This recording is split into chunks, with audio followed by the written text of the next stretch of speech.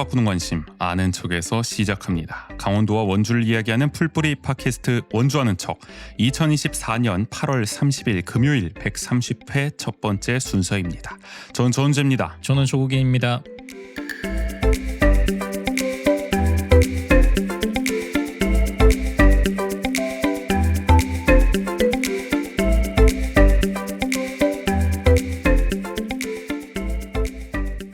원광수 시장이 등장하는 영상을 저희가 올리면 이런 댓글이 종종 달립니다. 이거 윤석열 아니야? 우리도 일찍이 두 분의 유사성을 이야기한 바가 있습니다. 맞아요. 근데 공감하는 사람이 점점 늘고 있는 것 같아요. 말하는 스타일이 진짜 비슷하다니까요. 근데 들어보면은 가만히 그러니까요. 뭔가 닮았어 묘하게. 한번 비교해서 들어보신 분들은 어떤 말인지 바로 알아차리실 겁니다. 어쨌든 딱 그 정도만 닮으면 좋을 텐데. 아유, 말투 정도야. 말투 정도. 네. 뭐 이 정도 닮으면 좋을 것 같은데 우리 윤석열 대통령과 원광수 시장 시간이 지날수록 이 통치 방식마저 그게 어떻게 겹치는 보면 모양새예요. 문제라면 문제라고 할 수 있죠. 네. 그래서 이제는 무실동의 윤석열인지 용산의 원광수인지 저는 헷갈릴 지경이다. 얼마 전에 원광수 시장이 야심차게 임명한 특별 보좌관을 보면서 더 그런 생각이 들었습니다. 원래 오늘 버스 얘기하겠다고 그랬는데 이 얘기 안 하고 넘어갈 수가 없더라고요. 그럼요. 네. 그래서 오늘은 원주통신에서 그 이야기를 해보도록 하겠습니다.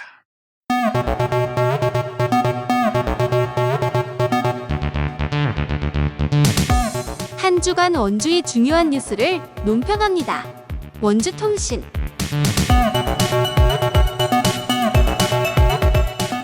지난 총선 끝나고 열린 당정 협의회에서 박정아 국민의힘 국회의원이 원광수 시정을 향해서 작심 발언을 쏟아낸 바가 있죠. 그렇죠. 한마디로 소통이 부족하다 이 원광수 시정 질타를 했는데 시정부에서 정책적 요청 협의가 3년 동안 한 번도 없었다면서 시장이 하는 일과 시민이 바라는 일과 괴리가 생기는 이유라고 직격을 했는데 일례로 만두축제 예산을 삭감했다가 다시 살리는 과정에서 보이지 않는 손이 작용했다는 언론 보도가 나올 정도라고 꼬집기도 했어요. 그러면서 원광수 시장에게 정무라인 보완을 요구했습니다.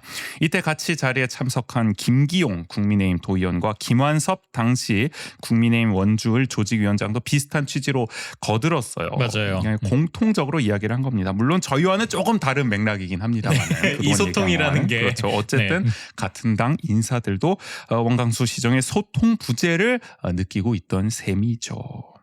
그러자 원광수 시장은 정무 라인을 재점검하겠다면서 소통 강화를 위해 특별 보좌관을 임명할 뜻을 밝혔어요. 그래서 그 특별 보좌관을 지난주 월요일 19일에 위촉했습니다. 엄청 많이 임명했어요 그때. 아주 진용을 꾸렸습니다 그냥 아주. 소통 강화 어디까지 하나 봐봐. 그래서 경제, 문화, 관광, 체육, 여성, 청년, 시민사회, 농업, 장애인, 교육, 대외협력, 시정, 홍보 등 분야를 나눠서 12명을 임명했습니다. 12촉의 배처럼. 그러니까요. 든든하게 신에게는 특별 보좌 12명의 진용을 특보가 있습니다. 구축했습니다. 그렇게. 이분들은요 비상근 무보수 명예직입니다. 돈을 받는 건 아니에요. 맞아요. 네. 그런데 어쨌든 시정 주요 정책 수립과 방향 설정을 자문한다고 합니다. 나름 중책을 맡고 있는 거예요. 네네. 돈은 안 받지만. 원광수 시장은 각 분야에서 풍부한 경험을 갖춘 적임자라고 평가했는데 그래서 그 12명 누구냐 한 명씩 살펴보면은 먼저 경제특보에는 원주 기업인 단체 연합 회장을 맡고 있는 김종태 특보가 맡았고요. 문화특보에는 원주 시민공감연대 대표를 맡고 있는 김동화 특보가 맡았습니다. 그리고 관광특보에는 원주시 관광협의회장을 역임한 박성남 특보, 체육특보에는 강원도 초등특수학교 스포츠강사 연합회장을 맡고 있는 류명선 특보, 여성특보에는 원주 맘스올릭 대표를 맡고 있는 이미정 특보. 이 맘스올릭이 저거 육아하시는 맘카페 같은 커뮤니티 아닌가요? 일종의? 맞아요. 그렇죠. 네. 거기 대표를 맡고 있는 분이고요. 청년특보에는 원주 청년연구소 회장을 맡고 있는 정의환 특보, 그리고 시민사회특보에는 전 한국자유총연맹 원주시지부 사무국장을 지낸 박선호 특보를, 농업특보에는 전 원주시 농업기술센터 소장을 맡았고요. 일전에 국민의힘 도의원 공천 신청을 하기도 했던 홍기정 특보를 임명했습니다. 장애인 특보에는 한국지체장애인 협회 원주시 지회장을 맡고 있는 이왕재 특보를, 교육특보에는 전 원주시 학원연합회장 황금영 특보를, 대외협력특보에는 원주시 시정자문위원회 도시문화분과위원장을 맡고 있는 윤경돈 특보를, 마지막으로 시정 홍보특보에는 원주청년연구소 홍보국장을 맡고 있는 김희영 특보를 임명했습니다. 이렇게 12명인데 어떻게 좀 아는 분이 많이 계세요? 아는 분은 몇 분 계시긴 한데 이름을 들어본 분도 계시기도 네네. 하고 좀 처음 보는 분도 계시고 몇 면을 살펴보면은 저는 단도직입적으로 솔직히 기대는 별로 안 됩니다. 어떠세요 보기에? 저도 근데 뭐 이렇게 이게 분야를 맞추기 위해서 요 출신 분들을 임명한 게 아닌가 싶기는 한데 저도 뭐 크게 기대되지는 않는 것 같아요. 네. 저는 왜 기대가 안 되냐면은 일단은 측근 인사가 상당수 포함되어 있습니다. 그래서 특별 보좌관의 취지를 살릴 수 있을지가 의문이에요. 안 그래도 원주신문이 바로 이 같은 점을 꼬집었더라고요. 원광수 시장이 초대 대표를 역임한 시민단체 원주시민공감연대와 직간접적으로 연관된 인사가 이번 특보 12명 중에 5명 안팎이라고 해요. 거의 반수에 그렇죠. 육박할 정도로. 대표적으로 아까 김동아 문화특보 이거 대표를 맡고 있습니다. 원주시민공감연대. 그리고 윤경돈 대외협력특보도 원주시민공감연대로 네네. 알려져 있죠. 그리고 두 분은 원광수 시장의 최측근으로 뭐 이미 지역사회에서는 유명합니다. 여기에 원광수 시정에서 이제 일하고 있는 김진영 정책실장과 김무진 정무비서와 같은 고교 출신, 이른바 MR 라인으로 불리는 원주신문이 일전에 표현하기로 이 MR 라인 같은 고교 출신이 회장으로 있는 원주 청년연구소 이 인사도 3명이나 포함되어 있어요. 이번 특보 라인에. 맞아요. 저는 이게 좀 눈에 띄더라고요. 원주 청년연구소 인사가 3명이나 포함됐다는 굉장히 약진을 게. 했습니다. 네. 이번 시장의 어떤 핵심 어떤 청년 단체로서 단체로서 네. 자리매김하는 모양새죠. 그래서 이제 원주신문 기사에는 이런 표현이 나옵니다. 이런 대목이 나와요. 지역의 한 단체 회장은 일부 인사의 경우 정파에 치우치지 않고 바른 소리를 할 것으로 보인다라며 역대 원주시정에서 12명이라는 특별 보좌관 임명이 전례가 없는 것 같다. 시장과 측근의 사적 관계에 지나치게 의존한 것 같다. 편향된 여론 수렴 창구가 되지 않을까 우려된다라고 지적했다. 원주시의 한 공무원은 다양한 인사를 참여시키기 위해 의사를 타진했으나 일부가 고사에 인선에 애를 먹은 것으로 안다라며 공직사회에서도 고개를 갸우뚱하는 분위기가 있다라고 말했다. 그러니까 저는 이번 이 특보가 물론 뭐 특보를 임명하는 경우도 있기는 했었잖아요. 근데 12명이나 임명한 경우가 있었나라는 생각이 가장 먼저 들긴 하더라고요. 많아봐야 뭐 5명을 넘지 않았던 것 같은데 아무리 그러니까요. 많아봐야. 네. 근데 12명을 임명하는데 거기에 뭔가 측근 인사들도 다수 들어가고 이 사람은 도대체 어떤 과정을 거쳐서 들어갔는지 의아한 그러니까요. 사람들도 있기 때문에 공직 사회에서도 고개를 갸웃하는 분위기가 있다라고 원주신문 보도에서 전하고 있는 거죠. 게다가 사실 이 특보는 대규모 이 규모이긴 한데 조례도 없어요. 사실은 어떻게 보면 근거는 없습니다. 명확한이라 법적 근거는 없는 상황에서 그냥 필요하니까 이제 꾸린 건데 그런 와중에 시민들에게는 달랑 이 특보의 이름이랑 직책만 발표가 됐거든요. 보도자료를 통해서. 그래서 이 사람이 어떤 일을 해왔는지, 왜 이 사람을 임명했는지 제대로 알리지를 않았어요. 시정부는. 오죽하면은 우리 보수 매체인 치앙뉴스도 이 점을 비판하더라고요. 기사를 읽어보면 이렇게 나와요. 이들 보좌진의 프로필이 없어 의도를 궁금해하지 않을 수 없다. 아무리 비상근 무보수 명예직이라지만 시장을 보좌해 시정을 자문한다는 분들인데 최소한 현직이나 현직이 없으면 전직이라도 언론에 알려 시민들이 알게 해야 하는 게 상식이다. 원주시는 이분들에 대해 해당 담당 분야와 이름만 보도자료에 보냈다. 시장을 보좌해 시정의 주요 정책 수립과 방향 설정을 자문한다는 특별 보좌관들이 어떤 일을 해온 사람들인지도 시민들은 알 필요도 없다는 이야기다. 원주시장의 일인데도 말이다. 어쨌든 시정 12개 분야별로 유능한 전문가를 공식적으로 위촉해 구성한 특별 보좌관들이 명예롭게 열심히 일할 수 있도록 해야 한다.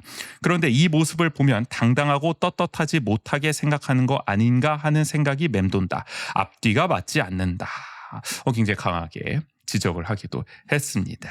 그러니까 이렇게 전례 없는 대규모 특보진을 꾸리면은 적어도 그래도 시민들한테 좀 어떤 제대로 사람인지. 설명이 자료가 좀 나가야 되는 거 아니겠습니까? 맞아요. 뭐 이름이랑 그냥 직책 정도만 띵 나가면은 시민들이 이 사람이 어떤 사람인지도 모르고 그냥 특보라고 하니까 앞으로 소통 강화를 위해서 열심히 일하겠구나 이렇게 납득을 해야 합니까?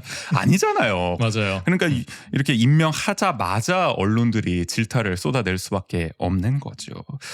그래서 걱정입니다. 이래서야 소통 강화를 기대할 수 있을까? 애초에 특별 보좌관을 임명한 이유가 뭡니까? 그러니까 예전과 같은 방식으로는 안 된다. 그렇죠. 뭔가 시장이 여론을 제대로 수렴할 수 있도록 가교 역할을 우리가 기대하면서 특보를 꾸리기를 원했던 거 아니겠습니까? 네네. 그러니까 그 분야로 나눈 이유도 그 분야의 시민들이 어떤 생각을 하는지 구체적으로 듣기 위한 부분인 거잖아요. 그렇죠. 근데 왜 이 사람을 임명했는지도 모르겠고, 근데 언론 보도를 보면은 뭐 측근들이 엄청나게 또 많이 들어가 있어요.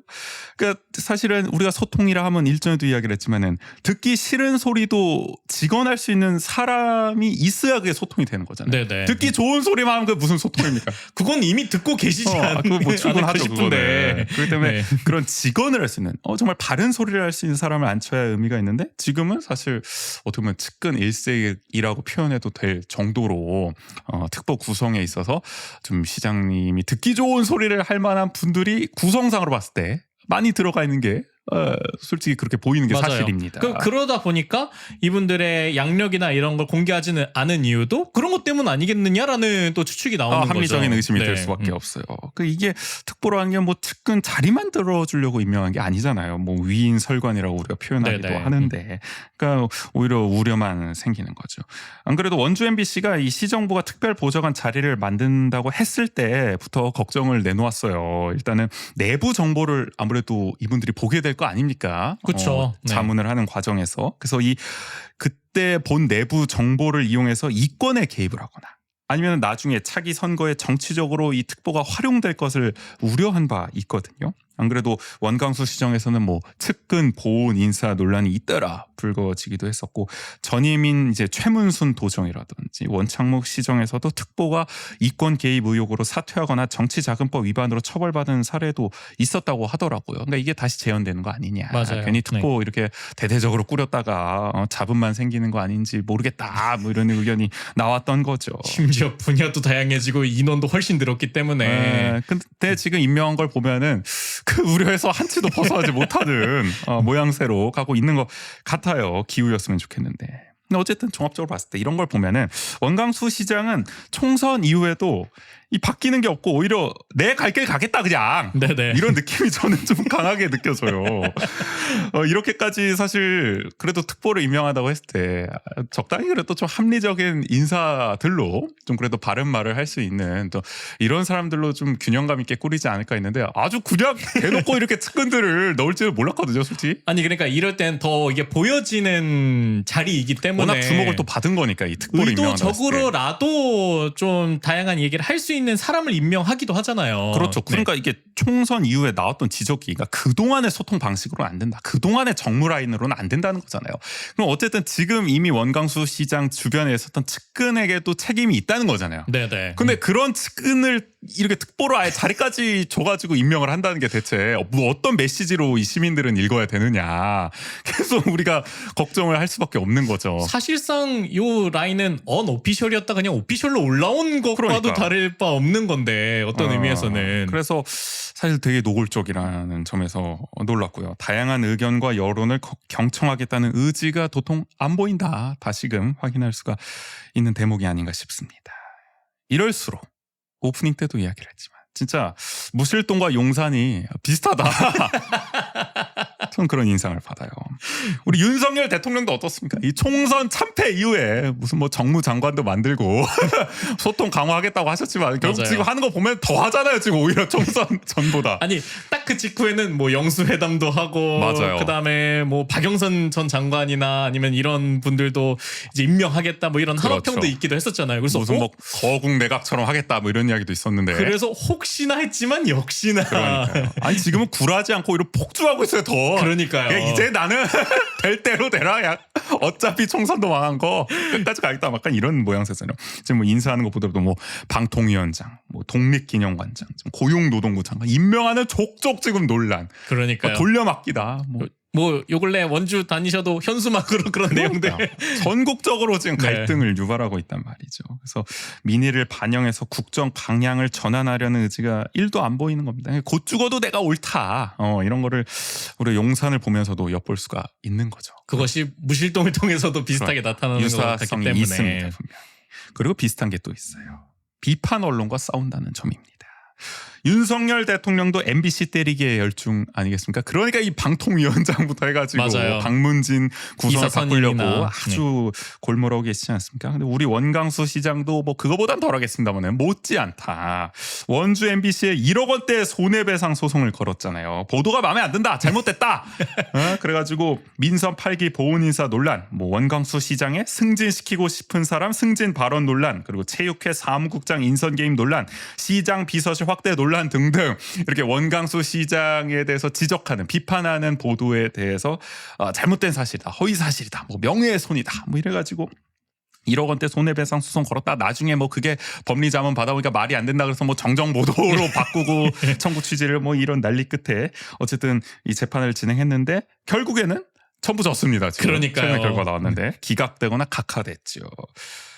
그러니까 이게 사실 재판하는 과정도 적지 않은 시민 세금을 들여서 변호사를 선임하고 그렇게 해서 싸운 건데 좋기 때문에 결국엔 세금 낭비 논란도 있고 지금 노조에서는 뭐 배임 논란도 있다, 배임 소지도 네네. 있다라고까지 이야기를 하던데 그러니까 뭔가 이렇게 언론이 이런 비판 보도를 하는 거에 대해서 뭐 이렇게 소통으로 풀려고 하는 게 아니라 아니면 좀 수용해본다든지 그렇죠. 재판으로 이렇게 막 손해배상 청구로 막 압박을 해가지고 약간 이렇게 눌러버리려는 듯한 강한 의지가 느껴졌는데 그러거나 아니면 위에 시스템을 아예 바꿔버리거나 결국엔 져가지고 지금 망신망당한 꼴이 된 거죠. 법원도 지금 내용을 보면은 결국에는 원문주 MBC 보도에 설득력이 있다는 점을 상당 부분 인정을 했거든요. 네네. 그러니까 기각이나 각하를 한 거죠. 그런데도 시정부는 이런 입장문을 냈어요.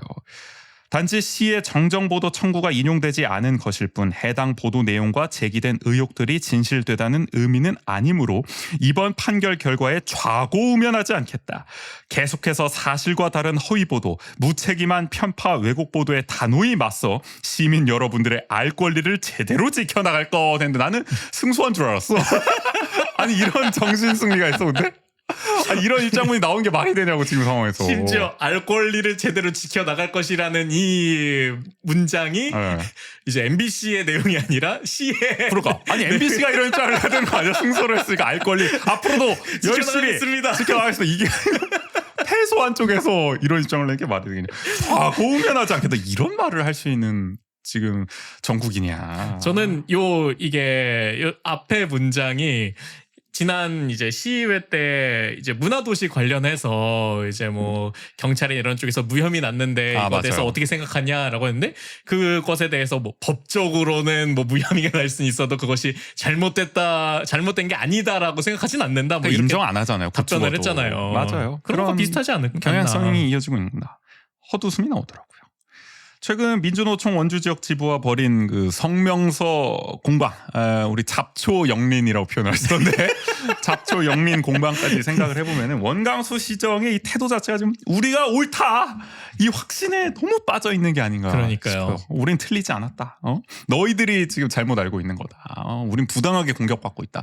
이 의식에 너무 사로잡혀 있다라는 생각이 듭니다.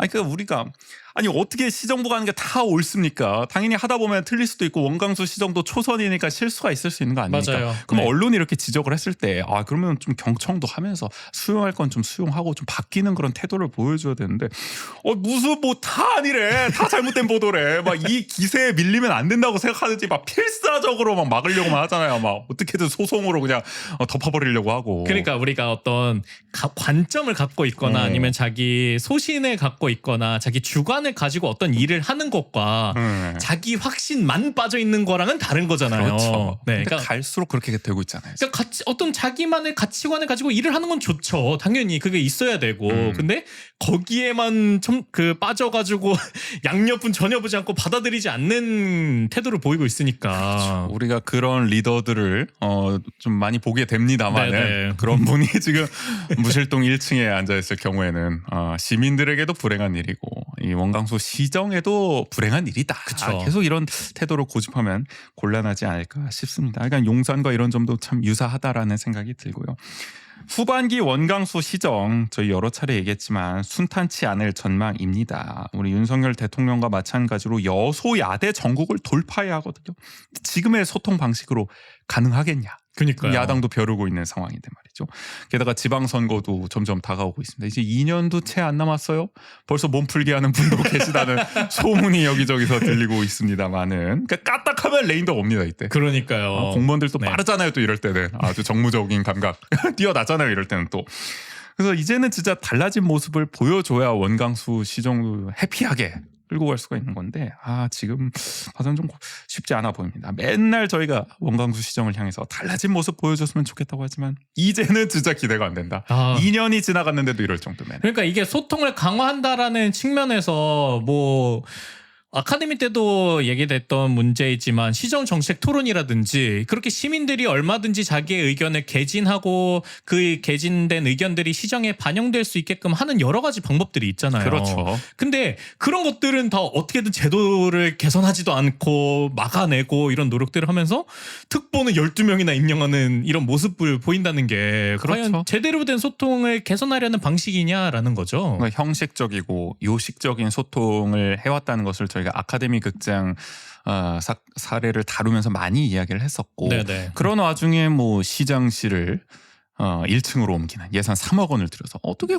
지금 보면 그 사실 쇼로밖에 안 보이는 거예요. 결국에는 그러니까요. 행정사무감사 때도 그런 지적이 나왔습니다만은 옮기면 뭐 하냐는 거예요. 진짜 소통을 안 하시는데 이렇게 특보 12명 임명하면 뭐 하냐는 거예요. 지금 측근으로 이렇게 다 채워버리는데 답답할 따름입니다. 혹시 1층으로 옮긴 게 그분들이 빨리 오게 하기 위한 큰 그림이었다. 특보가 시장님을 빨리 뵐 수 있게 하기 위한. 모르겠습니다. 어떻게 해석해야 될지 모르겠습니다. 진짜 그런 말이 나올 수밖에 없을 정도로 이해가 안 그러니까요. 됩니다. 그러니까 용산이든 무실동이든 답답할 따름입니다. 이번 주도 이렇게 한숨으로 끝내야 되네. 아무튼 오늘 원주통신은 이렇게 용산의 원강수, 무실동의 윤석열 두 분의 이제 유사점에 대해서 이야기를 나눠봤습니다. 여기까지 해볼게요.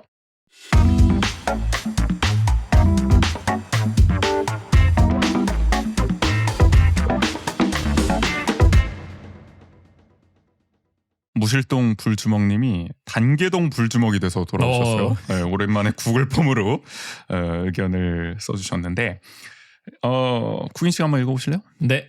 단계동으로 이사 왔는데 장미공원에서 주말마다 노래자랑 같은 걸 해요. 시끄러워서 죽을 것 같아요.